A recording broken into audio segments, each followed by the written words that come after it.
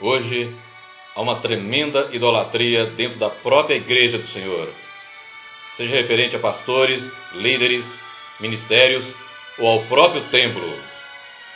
E a idolatria é condenada do início ao fim da palavra de Deus, pois toda idolatria envolve o culto a demônios e está ligada direta ou indiretamente à avareza ou cobiça. São os poderes das trevas que estão por trás da paixão pelas riquezas, honrarias, cargos ou poderes. Não se tem dado à palavra de Deus a importância fundamental e essencial que ela tem. E diante de tanta crendice, superstição, obras da carne e uma incrível e crescente inversão de valores, a igreja, em sua quase totalidade, está sem o verdadeiro poder do Altíssimo Deus. Há uma imensa proliferação de doutrinas de homens, de ensinos de demônios, em prejuízo da verdadeira doutrina, que é aquela que se manifesta na palavra de Deus. E muitos, quando usam a palavra de Deus, a torcem, interpretando-a conforme desejam, para satisfazer seus próprios interesses e não seguindo a orientação do Espírito Santo.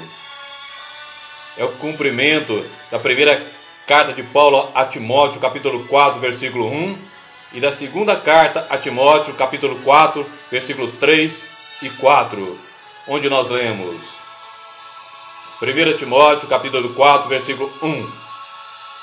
Mas o Espírito expressamente diz que, nos últimos tempos, apostatarão alguns da fé, dando ouvidos a espíritos enganadores e a doutrinas de demônios.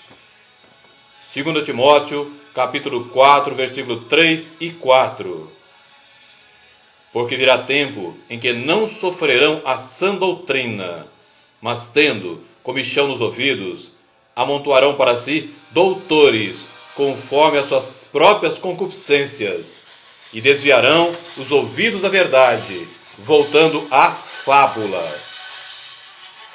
Há uma incrível, imensa e crescente valorização do exterior, da aparência, do que se vê com os olhos da carne, e não do que é espiritual e eterno.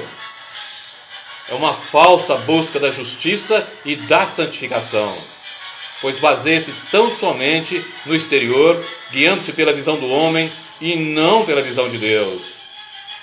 Nós vemos inúmeras práticas externas motivadas pela autopromoção, pela soberba, pela autopreservação e buscando o louvor e a glória do homem, não o louvor e a glória e a honra de Deus. Buscam o louvor e a glória do homem e não de Deus. São práticas terríveis, humanas e diabólicas, que substituem as atitudes internas pedidas e exigidas por Deus para que alguém seja de fato um verdadeiro cristão. É o homem honrando a Deus com seus lábios, mas tendo o seu coração longe dele. Parecem justos aos olhos dos homens, mas não amam a Deus em seus corações. É o cumprimento do Evangelho de Lucas, capítulo 16, versículo 15. E também do Evangelho de Mateus, capítulo 15, versículo do 7 ao 9. Lucas 16, versículo 15. É Jesus falando. E disse-lhes: Vós sois os que vos justificais a vós mesmos diante dos homens. Mas Deus conhece o vosso coração, porque o que entre os homens é elevado, perante Deus é abominação. Evangelho de Mateus, capítulo 15, do versículo 7 ao 9. É Jesus falando também. Hipócritas, bem profetizou Isaías a vosso respeito, dizendo: Este povo honra-me com seus lábios, mas o seu coração está longe de mim. Mas em vão me adoram, ensinando doutrinas que são preceitos dos homens. É a terrível inversão de valores do legalismo cristão. Legalismo não é puramente a existência de regras, leis ou regulamentos no meio cristão. Ao contrário, ele tem a ver com os motivos pelos quais aquele que se diz cristão observa a vontade de Deus expressa em sua palavra. Qualquer motivo para se cumprir mandamentos, regras, leis expressos na palavra de Deus, que não nasça de uma fé viva em Jesus, do poder renovador do Espírito Santo e da vontade sincera de obedecer a Deus em amor, é legalismo. E Deus não aceita. O correspondente bíblico do legalismo cristão de hoje é a justiça dos escribas e fariseus.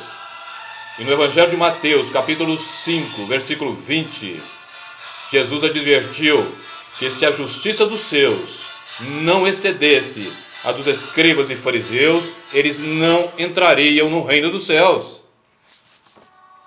O Novo Testamento nos dá leis, mandamentos, regras, princípios para obedecermos em amor, segundo uma fé viva em Jesus e o poder do Espírito Santo.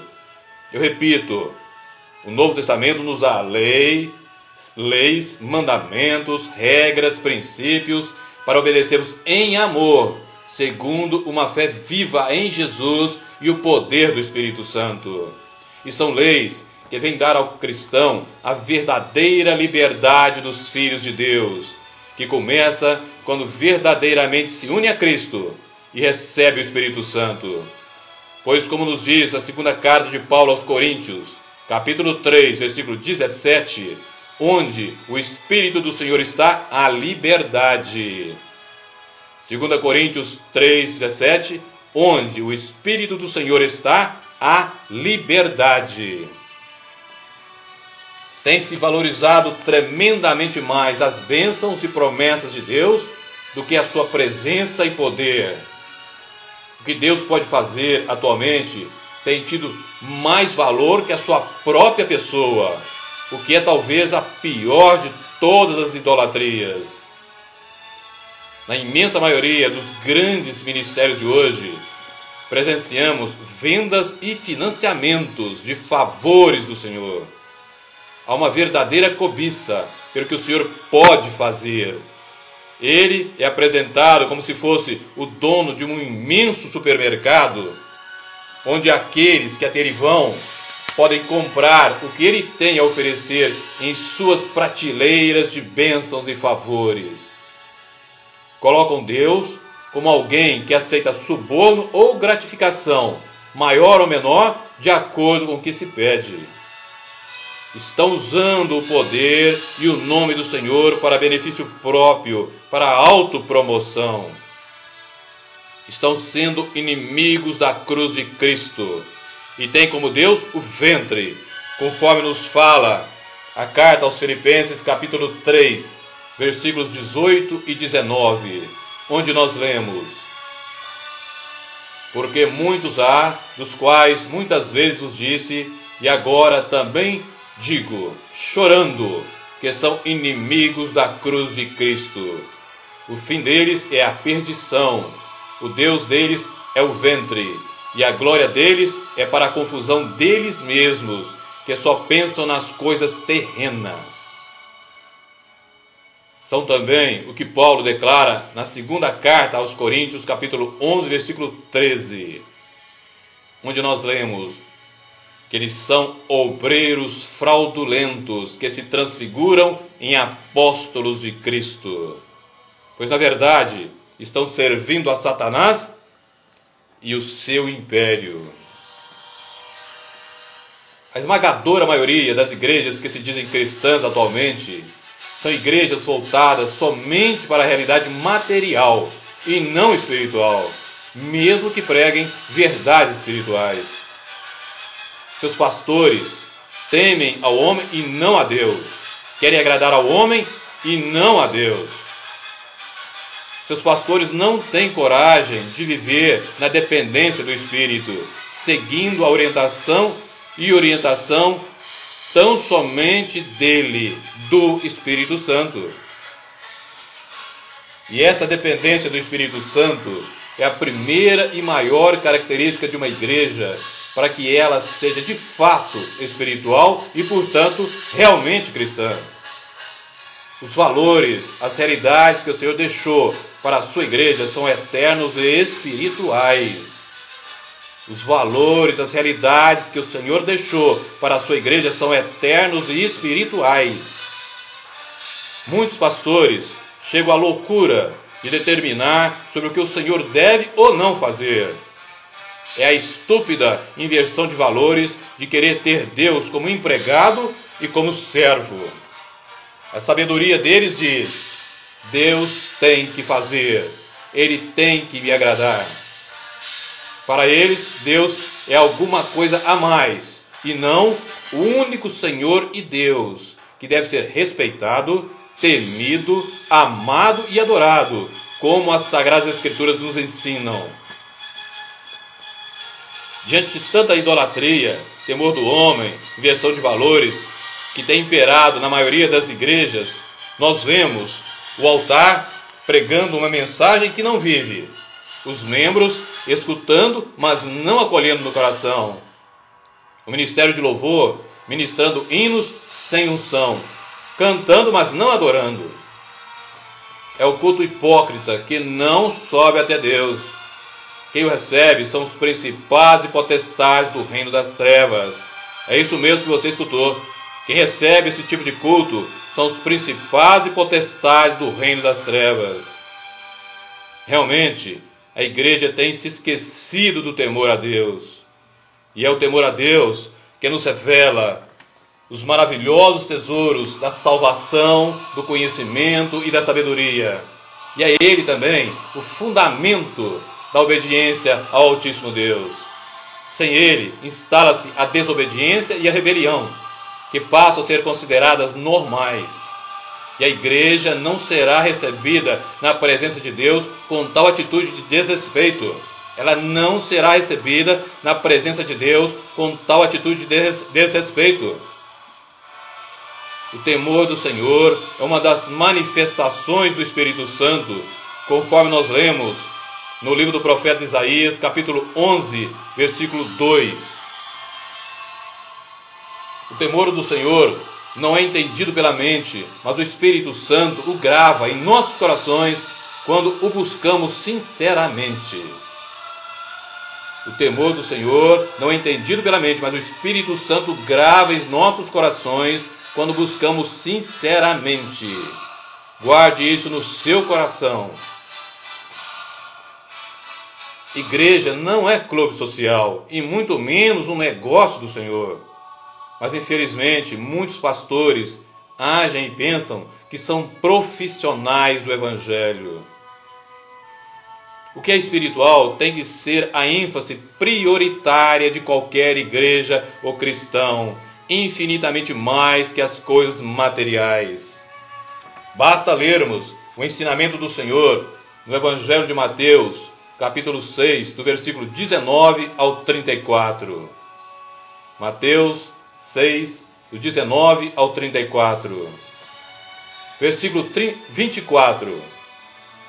É Jesus falando: ninguém pode servir a dois senhores, porque ou há de odiar a um e amar ao outro, ou se dedicará a um e desprezará o outro.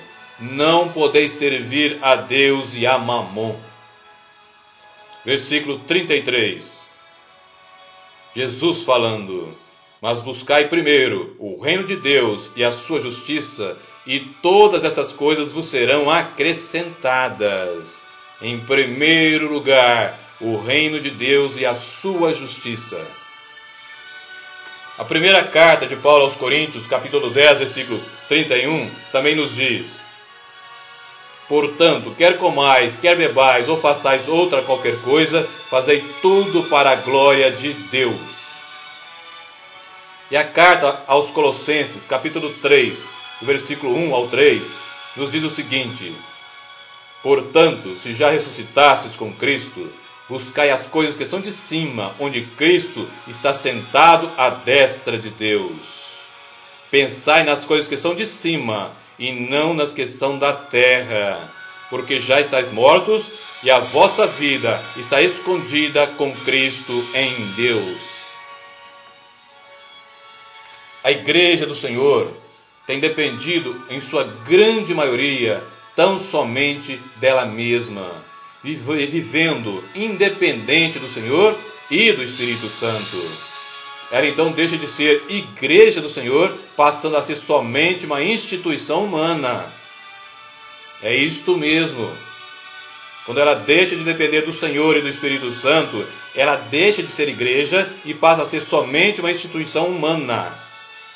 E por isso, ela tem vivido um terrível jejum da presença e do poder de Deus. Jejum que é um fruto do enorme banquete de que ela tem participado com o mundo. E quanto mais ela entra em comunhão com o mundo, mais ela se enfraquece espiritualmente, já estando num verdadeiro estado de desnutrição e desidratação espirituais. A igreja precisa voltar a ter Cristo como centro e não ela mesma. Ela necessita urgentemente ser novamente evangelizada, desde o que significa servir ao Senhor, ser cristã, até as verdades mais profundas e necessárias para um viver cristão, de acordo com a palavra de Deus. Para um viver cristão, de acordo com a palavra de Deus. Igreja, acorde. Igreja, desperte, antes que seja tarde. Volte à palavra. Volte ao verdadeiro e único Evangelho de Jesus. Volte à cruz de Cristo. Volte à cruz de Cristo. Amém e amém.